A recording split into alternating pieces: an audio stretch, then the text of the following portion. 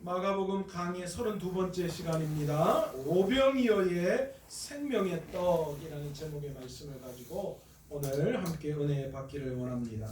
지난 시간 우리는 마가의 독특한 사건 기록 방법 중 하나인 샌드위치 기법으로 예수님께서 제자들을 전도 여행 보내신 사건과 돌아와서 전도 여행 보고를 하는 중간에 헤롯에 의해서 세례 요한이 죽은 그 사건을 다루었습니다. 어제 우리 아들이 일기를 쓰는데요. 갑자기 자기 엄마한테 그렇게 이야기하더래요. 엄마, 근데 내가 일기를 쓰려고 하는데 이 이야기와 저 이야기 사이에 중간에 이야기를 넣어서 샌드위치 기법으로 일기를 써볼까? 그렇게 이야기해요. 저한테 이야기하더랬어요. 참 그래도 귀는 있어가지고 뭘 들었다고 샌드위치 기법으로 자기가 일기를 쓰겠다고 그렇게 이야기했어요. 오늘 마가가 사용한 그 샌드위치 기법을 들어서 이야기한 이 헤롯에 의해서 죽임을 당한 세례 요한의 이야기 이후에 이제 이야기가 이어지고 있습니다. 마가는 30절에서 사도들이 예수님께 모여 자기들이 행한 것과 가르친 것을 낱낱이 고하니 그렇게 기록하고 있습니다. 여기서 마가는 전도 여행을 떠났던 제자들을 뭐라고 이야기하고 있어요? 예수님의 제자들 이야기하고 있지 않고 뭐라고요? 사도라는 단어를 사용하고 있다라는 거죠. 아마도 전도 여행을 위해서 파송받은 제자들이기 때문에 마가가 의도적으로 사도다 그렇게 이야기를 했을 것이고요. 또 한 가지는 29장에 등장하는 누구요? 요한의 제자들과 좀 다르게 구분하기 위해서 특별히 이들이 제자들인데 요한의 제자가 아니라 예수님의 제자, 복음을 전하기 위해서 떠났던 파송받았던 사람, 그래서 사도다 그렇게 언급을 하고 있다라는 겁니다. 사도들은 예수님께 돌아와서 자기들이 행하고 가르친 것들에 대해서 낱낱이 보고했다. 무슨 말이에요? 아주 자세히 디테일하게 세세콜콜하게 예수님께 다 이야기를 했다라는 것이죠. 그들이 행한 것이 무엇입니까? 우리는 13절의 이야기로 다시 돌아가면 그들이 귀신을 쫓아내고 병자에게 기름을 발라서 치유하는 놀라운 일을 행했다. 그를 경험했다. 그런 내용이었습니다. 또한 그들이 가르친 건 뭡니까? 그들이 행한 건 귀신을 쫓아내고 병을 고치는 건데 그들이 가르친 것은 무엇이냐? 바로 회개와 하나님의 나라였다라는 것을 우리는 알 수 있습니다. 예수님께서는 사도들의 보고를 다 들으시고 이들에게 한적한 곳으로 가서 쉬라 그렇게 명령을 내리십니다. 왜냐하면 오고 가는 사람들이 너무 많아서 사역을 마치고 온 그들이 음식 먹을 겨를도 없었기 때문이라고 오늘 마가는 그렇게 기록하고 있습니다. 예수님께서도 사역에 지친 제자들을 위해서 쉼을 강조하고 있는 것을 볼 수 있습니다. 여러분, 건강한 영적 활동을 위해서는 육신의 쉼도 필요하다는 것을 우리는 오늘 말씀을 통해 깨달을 수 있습니다. 쉬어야, 육체도 쉬어야지 믿음도 건강하게 회복될 수 있다라는 거예요. 우리나라는 쉬는 것을 자꾸만 악한 것으로 죄악시 그렇게 생각할 때가 많아요. 그러니까 쉰다 그러면 게을러가지고 아니면 농땡이 친다 그런 식으로 우리가 쉽게 판단할 수 있는데 그런데 여러분 잘 쉬어야 합니다. 잘 쉬어야지 영적으로도 정신적으로 육체적으로도 모두가 다 건강할 수 있음을 우리는 알 수 있습니다. 세상적으로 쉬는 게 아니에요. 잠 많이 자고 아니면 다른 어떤 이런 개념의 쉼을 이야기하지 않아요.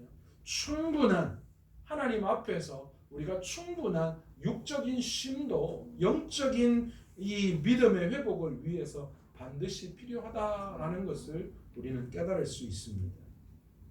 제자들은 예수님의 말씀대로 배를 타고 한적한 곳으로 갔습니다. 하지만 사람들은 배에 예수님의 일행이 있다는 사실을 알고 모든 거울로부터 많은 사람들이 그곳으로 어디요? 예수님의 제자들이 한적한 곳으로 간 그곳에 미리 달려가서 그곳에 도착해 있었다라고 그렇게 성경은 기록합니다. 여러분 얼마나 대단한 열정이에요, 그죠? 이렇게 예수님의 일행에 대한 소식을 듣고 예수님의 제자들이 도착한 그 사도들이 도착한 그곳에 달려가서 먼저 있었던 그 사람들의 마음을 우리가 한번 생각해 보면 무언가 우리가 무엇인지는 알 수 없지만 그러나 그들 안에는 채워지지 못한 영적인 어떤 갈급함, 뭐 어쩌면 세상적인 갈급함일 수도 있겠죠. 무언가 갈급함이 그들에게 굉장히 많았음을 우리는 미루어 짐작할 수 있습니다. 결국 제자들이 유일하게 쉴 수 있는 시간이었다면 배를 통해서 이동할 그때뿐이었습니다.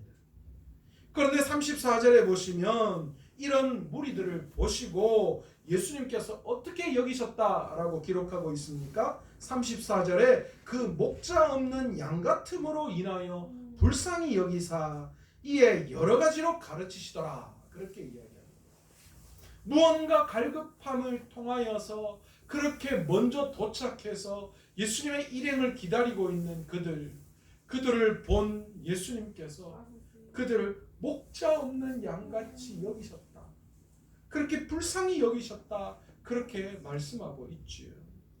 지금 마가는 예수님과 무리들과의 관계를 목자와 양들의 관계를 통하여 비유적으로 설명하고 있습니다. 이 내용은 전형적으로 구약에서 뭐요? 하나님과 이스라엘 백성의 관계를 떠오르게 하는 그런 대목이기도 합니다. 양에게 목자가 없다는 것, 그건 다른 말로 뭐예요? 무슨 말이에요? 양에게 뭐가 도사리고 있는 거예요? 위험이 도사리고 있다라는 것을 보여주고 있죠. 지금 예수님은 그렇게 갈급한 심령으로 그들 앞에 그들을 기다리고 있던 그 무리들을 보시면서 목자 없는 양 같다 그렇게 말씀하셨습니다. 다른 말로는 무엇입니까?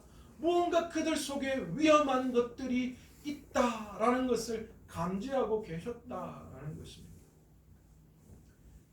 이 목자 없는 양이다. 그 말은 다른 말로 이야기하면 부모가 없는 아이, 즉 고아와 같이 주님이 그들을 보셨다라는 거예요. 주님이 제일 불쌍히 여기신 사람들이 신약에서는 누구라고 이야기하고 있어요? 고아와 과부들이 알 수 있죠. 주님이 지금 그들을 그렇게 불쌍히 여기셨다라는 거예요. 예수님께서는 지금도 저와 여러분에게 바로 이런 큰 관심이 있는 줄로 믿습니다. 주님은 저와 여러분을 오늘 이 시간 어떻게 바라보시느냐? 부모 없는 고아와 같이 불쌍히 여기신다는 거예요. 목자 없는 양이 목자 없는 양 앞에 위험이 도사리고 있는 것처럼 저와 여러분을 주님이 바라보실 때 그런 눈으로 여전히 오늘 저와 여러분을 바라보고 계시는 분이 우리 주님이시라는 거예요. 누가 우리를 그렇게 불쌍히 여기겠습니까? 누가 우리를 그렇게 신경 쓰겠습니까? 우리가 세상적으로 아무것도 없다면 우리를 그렇게 불쌍히 여기는 사람 없을 거예요.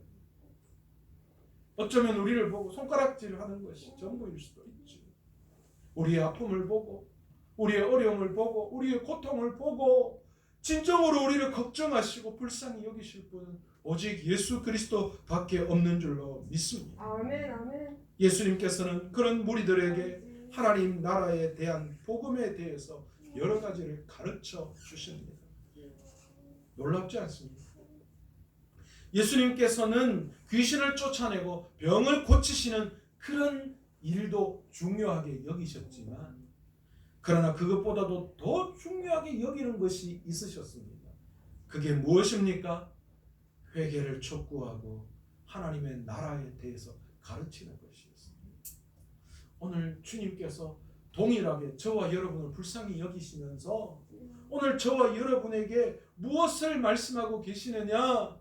우리의 삶의 회개를 촉구하고 하나님의 나라에 대한 가르침을 오늘 우리에게 주시는 줄로 믿습니다. 아멘. 우리의 삶 앞에 있는 세상적인 걱정, 관심 그것에 대한 문제를 해결해 주시는 것보다 주님은 그것보다 더 우선순위에 있는 그게 우선순위에 밀려난다는 게 아니에요. 그게 안 중요하다는 이야기가 아니에요. 그것도 중요하지만 그것보다도 더 중요한 것이 있다는 거예요. 그리고 그것보다도 더 중요한 그것을 우리가 소유할 때에 기꺼이 우리 앞에 놓여져 있는 세상의 여러 가지 것들도 우리는 다 뛰어넘을 수 있는 능력을 가질 수 있음을 주님은 아셨다는 거예요. 그래서 주님은 모여있는 그들에게 여러 가지 그들의 삶에 갈급한 심령이 있었겠지만 가장 먼저 그들을 불쌍히 여기시고 뭐라 말씀하시느냐, 회개를 촉구하고 하나님의 나라에 대한 복음에 대한 가르침을 그들에게 주시고 계심을 우리는 오늘 말씀을 통하여 볼 수 있습니다. 헤롯은 자신의 화려한 궁전에서 죽음 잔치를 벌이고 있었습니다. 세례 요한을 죽이는 그 잔치를 벌이고 있는 그때에 진정한 이스라엘의 왕이시고 우리의 왕이신 주님께서는 그 빈들에 모여있는 그들을 향하여 무엇을 하고 계셨습니까? 그들을 불쌍히 여기시고 진리가 무엇인지를 우리에게 또 그들에게 가르치고 계셨음을 우리는 볼 수 있습니다. 마가는 이것을 대조적으로 분명하게 보여주기 위해서 바로 이런 샌드위치 기법을 사용하고 있는 거예요. 그 화려한 궁전에서 말도 안 되는 그런 여러 가지 문제 속에 파묻혀 있는 그 헤롯 궁전에서 죽음의 잔치가 벌어지고 있을 그때에 우리 주님은 여전히 우리와 함께 하시면서 우리를 불쌍히 여기시고 우리의 문제를 해결해 주시는 분이셨다라는 거예요. 35절부터 이제 우리가 너무나도 잘 알고 있는 한 사건이 소개됩니다. 제자들이 예수님께 와서 하나의 문제를 제기합니다. 날이 저물어 가는데 많은 사람들이 예수님의 그 하나님의 나라에 대한 말씀을 듣다가 해가 뉘엿뉘엿 져가고 있습니다. 이제 그들에게 저녁 먹는 것이 문제가 되었습니다. 지금 무리들이 있는 곳은 빈들이다라고 이야기합니다. 그러니까 뭐 아무것도 없는 거예요. 그런데 그들이 이제 저녁이 되어지면서 저녁을 먹어야 하는데 그것이 문제가 됐다라는 것이죠. 그래서 제자들은 예수님께 이 무리들을 향하여서 이제 다 흩어져서 마을로 각자 내려가서 저녁 먹을 것을 구해서 먹으라고 해야 되는 것이 아닙니까? 그렇게 지금 예수님께 제안을 하고 있습니다. 그런데 예수님께서는 이 제자들에게 뭐라고 말씀하십니까? 37절에 보시면 너희가 먹을 것을 주라 그렇게 말씀을 하십니다.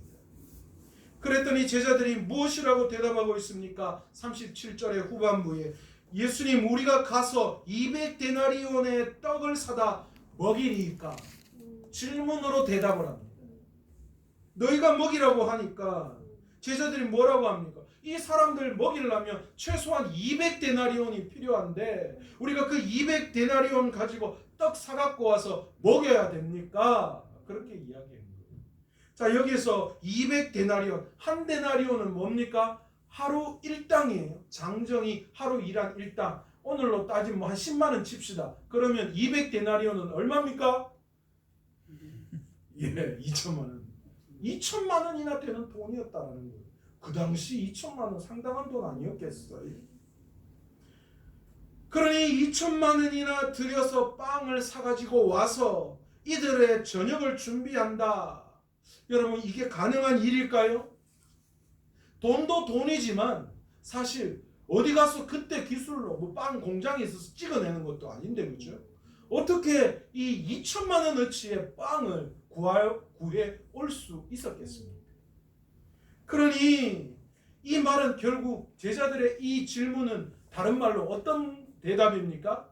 예수님 지금 장난하십니까? 불가능한 일 아닙니까? 2천만 원 가지고 2천만 원 돈도 없을 뿐더러 2천만 원어치 떡을 어디서 지금 사가지고 온다는 말입니까? 지금 그렇게 불가능해요 예수님. 그 이야기를 주님께 하고 있습니다. 그런데 제자들의 이 말은 지극히 어떻습니까? 현실적이고 상식적인 문제였습니다. 맞는 말이죠. 틀린 말이 아닙니다. 그런데 예수님께서는 그런 제자들을 향하여 뭐라고 다시 말씀하십니까? 38절에 너희에게 떡이 몇 개나 있는지 가서 보라. 그렇게 말씀하고 있습니다. 제자들이 예수님의 말씀을 듣고 급히 가서 확인을 해 봅니다. 그랬더니만 뭐가 있었습니까? 겨우 떡 5개와 물고기 2마리가 있는 것을 확인했습니다. 사실 여러분, 이건 우리가 어떤 건지 우리는 다 잘 알고 있습니다. 그죠? 똑같은 동일한 사건을 요한복음에서 다루고 있는데, 요한복음에서는 이 떡 5개가 물고기 2마리가 누구의 것이었습니까? 어린 소년이 하나님 앞에 바친 그 도시락이었다라는 것을 우리는 잘 알고 있습니다. 그러니까 한마디로 이야기해서 뭐예요? 제자들이 가지고 나온 이것도 사실은 자기 것이 아니었다는 거예요. 여러분, 이런 속담 아십니까? 문디 콧구멍에 마늘 빼먹는다는 말. 여러분, 지금 어떻게 보면 지금 그 이야기예요. 을라 도시락 하나 갖고 와가지고 그것마저 뺏어가지고 그냥 지금 주님 앞에 가지고 이것밖에 없다라고 하는 그런 셈인 거예요. 여러분, 우리가 예수님을 통해서 사명을 받았습니다. 그런데 그것도 사실은 우리 능력을 보고 받은 게 아니에요. 우리의 재능 때문에 받은 게 아니에요.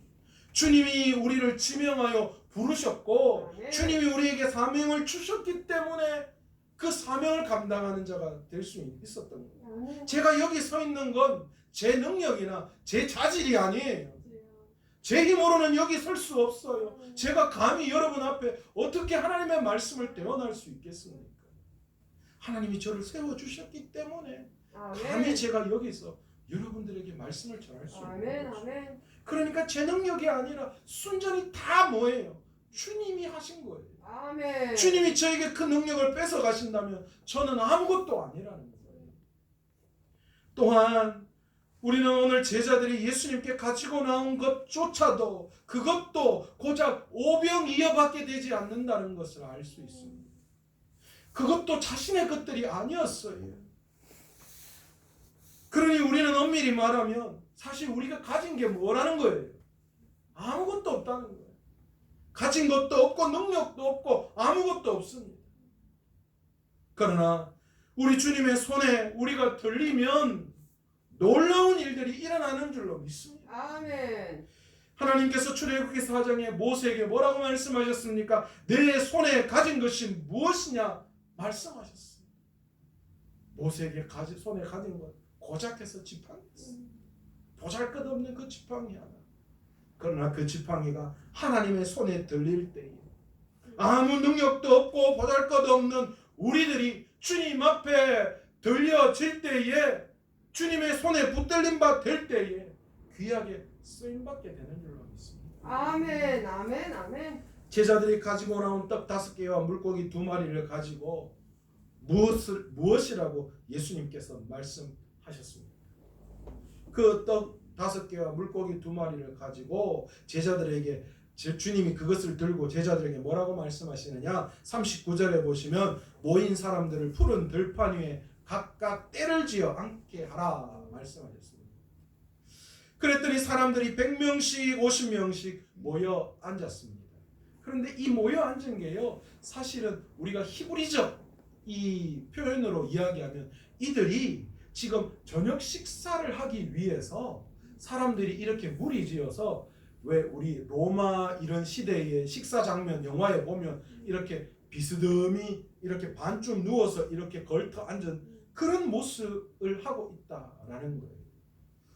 그리고 또한 이 흥겨운 잔치가 났을 때에 그들이 그 잔치를 즐기기 위해서 모여있는, 그런 무리지어 모여있는 그런 모습처럼 사람들이 그 푸른 들판 위에 그렇게 모여 무리지어서 앉아있다라는 거예요.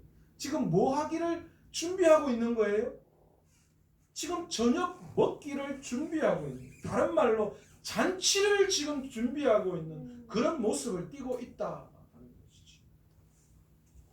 이제 예수님께서는 제자들이 가지고 나온 떡 5개와 물고기 2마리를 가지사 하늘을 우러러 축사하시고 떡을 떼어 제자들에게 주셨습니다. 제가 이 주석을 굉장히 많이 한번 찾아봤어요. 이거 떡을 떼어라는 말이 이게 도대체 어떤 방법인가? 이게 사실 떡을 떼다라는 말은요. 그때는 이제 뭐 빵이죠, 그죠? 그 빵을 완전히 이렇게 먹을 수 있도록 부서뜨리는 거, 이렇게 막 조각 내는 것을 이야기해요. 그걸 떼다라고 표현을 하는데 주님이 그렇게 떼어서 사람들에게 나누어 주라라고 이야기했다는 거예요. 제가 지난번에도 한번 말씀드렸죠.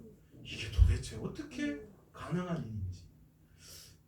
떼서 주니까 병하고 또 생겼는지, 아니면 축사를 하니까 이게 막 진짜 엄청난 양으로 불어가지고 막 제자들과 함께 바쁘게 다 그걸 떼가지고 그렇게 많이 먹였는지 사실 이게 알 수가 없는 거예요. 근데 아마 제가 볼 때 이렇게 탁 떼면 뿅하고 생기지 않았나. 그게 아마 가장 그죠?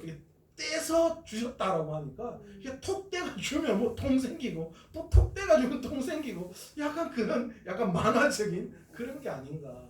여러분, 저와 여러분이 꼭 천국에 누가 먼저 갈지 모르지만 가서 꼭 한번 봤으면 좋겠어요. 주님 그때 어떻게 하셨냐고. 이게 딱 떼니 뿅 이렇게 생겼습니까? 어떻게 됐냐. 궁금하다 그죠. 제가 이거 한번 풀어보려고 했는데 안 나오더라고 도저히. 그런데 여러분, 놀라운 일이 일어났어요. 어떤 일입니까? 우리가 너무나도 잘 알고 있는 오병이어의 기적이 일어납니다. 모든 사람이 다 배불리 먹었습니다. 그러면서 그 먹은 숫자가 남자만 5,000이었더라 그렇게 말씀하고, 그리고 12바구니나 남았더라 그렇게 말씀하고 있어요. 아마도 최소 한 15,000에서 2만 명 정도면, 왜냐하면 남자 있으면 여자 있고 애도 있고 뭐 또 딸린 이방인들도 있을 것이고 뭐 종들도 있을 것이고 정말 다양하게 많이 있었겠어요. 그렇게 많은 숫자가 먹었다. 그런데 12바구니나 남았다. 그렇게 이야기했어요. 참, 왜 12바구니나 남았을까? 여러분 한번 생각해 보셨어요? 주님이시라면 5,000명을 다 먹이기도 남을 만큼 딱 맞게 준비하실 수 있지 않았겠어요? 그래야 절약도 되고 아끼고 뭐 아나바다 운동 이랬잖아요. 뭐 이게 음식 남기지 않기, 요즘 우리도 그런 운동 하잖아요. 그런데 주님이 딱 맞게 그래 하시면 되지. 왜 12바구니나 남게 하셨을까요? 왜 그러셨을까요? 최원사님 왜 주님이 12바구니나 남게 하셨을 것 같아요? 풍족히 먹고 난 여유에 하나님이 넉넉하게. 맞습니다. 제가 그 생각했어요. 12바구니. 사실 그 당시 유대인들의 바구니는요, 이렇게 갈대로 만든 긴 원통의 그런 그 모양의 끈을 달아서 어깨에 이렇게 메고 다니는, 아마 한 20리터에서 30리터 그 정도 되는 그런 바구니였을 거예요. 거기에 12바구니나 찼다라는 거예요. 떡과 고기가요. 왜 주님이 이렇게 남겼을까? 여러분, 우리는 늘 성령의 충만함을 구하죠. 여러분, 이 12바구니 남았다라는 것은 거기에 있는 모든 사람들이 뭐 했다는 거예요? 충분히 먹었다라는 거예요. 누구 하나 적게 먹고 많이 먹는 자가 없도록 모든 사람들이 충분히 먹고도 남을 양으로 주님이 공급해 주셨다. 여러분, 주님이 우리에게 주실 때는 조금 경상도 사투리로 조금 잽해 주시지 않아요. 아멘. 충분히 주실 수, 충분히 넘치게 해주시고, 아멘. 흘러 넘치는 성령의 역사처럼 주님은 충분히 우리에게 모든 것을 주시는 분이신 줄로 믿습니다. 아멘. 아멘. 모든 거기에 참석해 있는 사람들이 모자람이 없이 잔치를 벌였다라는 거예요. 그 잔치가 천국 잔치 아니었겠어요? 지난 시간 이 미쳐 돌아가는 이 세상 속에서 최소한 우리 교회는, 우리 그리스도인은 세상과 달라야 한다고 말씀드렸습니다. 아멘. 자신의 이익과 성공을 위해서 진리를 거스리는 그런 일이 없어야 한다고 말씀드렸어요. 최소한 우리 그리스도인은 어려울수록, 사회가 미쳐 돌아갈수록 진리가 사라져가는 이 세상 속에서 선지자의 모습으로 남아 있어야 한다라고 아멘. 아멘. 말씀드렸습니다. 세례 요한처럼 아버지. 목에 칼이 들어와도 아닌 건 아닌 거예요. 아멘. 진리는 진리라고 말할 수 있어요. 아멘. 아멘. 눈앞에 내 이익이 있어도 그것을 다 포기하는 날이 있어도 진리를 왜곡하는 삶을 살아서는 안 됩니다. 헤롯처럼 자신의 이익을 위해서 진리를 저버리는 그런 행동을 해서는 안 되는 거죠. 그런 삶이 우리의 삶이 되어서는 안 됩니다. 계속해서 마가는 오늘 본문을 통하여서 헤롯이 세례 요한을 죽인 스토리에 이어서 오병이어의 사건을 연결시키고 있어요. 이를 통해서 마가는 오직 예수 그리스도만이 진리이시며 우리의 진정한 왕이시며 또한 생명의 양식이심을 우리에게 분명히 말씀하고 있는 거예요. 아멘. 오병이어가 주님이 기적을 일으키시는 분이다. 우리도 우리의 삶에 그런 기적을 원한다. 그렇게 해석되어서는 안 되고요. 이 오병이어 사건을 통하여 우리의 진정한 왕은 헤롯이 아니라 우리를 불쌍히 여기시고 지금도 우리에게 충분히 넘치게 부어주시는 하나님의 그 은혜를 우리에게 주시는 주님이 우리의 진정한 왕이시다라는 사실. 아멘. 그리고 거기에 이 빈들에 참석해 있는 남자 5,000명이 먹고도 남을 넉넉함을 허락해 주신 것처럼 우리에게 영원한 생명의 양식이 되어 주시는 분이 주님이심을 우리에게 나타내 주고 계십니다. 이 오병이어의 사건은 나중에 예수 그리스도가 십자가에서 우리를 위해서 친히 피 흘려 주시고 죽으시기까지 우리를 사랑하시는 우리의 영원한 생명, 마르지 않는 영원한 생명이 되시는 생명의 양식 되심을 우리에게 보여주시는 사건이라는 것이죠. 그러기에 오직 진리 되시는 예수님, 그분만이 그분의 말씀과 성령을 의지하며 주님의 말씀과 성령 안에서 진정한 생명을 얻을 수 있는, 또한 진리를 지켜나갈 수 있고 또 그 진리를 전할 수 있는 저와 여러분 되시기를 간절히 축원합니다. 아멘. 진정한 목마르지 않는 생수는, 아버지. 진정한 우리의 영적 양식은 오직 예수 그리스도이십니다. 아멘. 우리가 다시 한번 그 사실을 깨닫고 아멘. 오늘도 우리에게 날마다 목마름을 주는 그런 세상이 아니라, 그렇잖아요. 여러분, 목마를 때 콜라, 뭐 주스 먹어봐야 소용없어요. 계속해서 더 목마를 뿐이에요. 여러분, 세상이 그렇잖아요. 우리가 그런 것으로 우리의 목마름을 채우는 것이 아니라 영원한 목마르지 않는 생수의 근원 되시는 예수 그리스도, 아멘. 영원 우리의 생명의 양식 되시는 예수 그리스도, 아멘. 그분만을 믿고 의지하고 우리의 삶에서 진리를 지켜내고 또한 그 진리를 전할 수 있는 저와 여러분의 삶이 되시기를 간절히 축원합니다. 아멘. 오늘 이 시간 말씀을 아멘. 생각하시면서